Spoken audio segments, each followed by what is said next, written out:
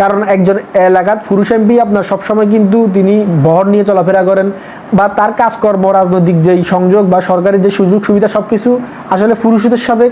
Connected থাকে সবকিছু। তো মহিলা আসনগুলো সংসদে রাখার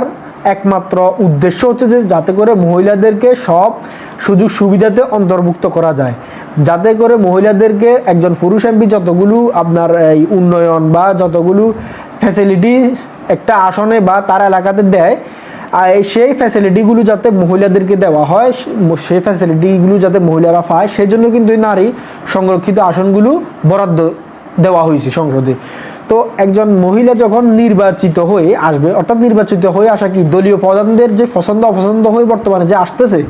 সেটা বাদ দিয়ে যদি নির্বাচিত হয়ে আসে, নির্বাচিত হয়ে আসলে তাহলে তার একটা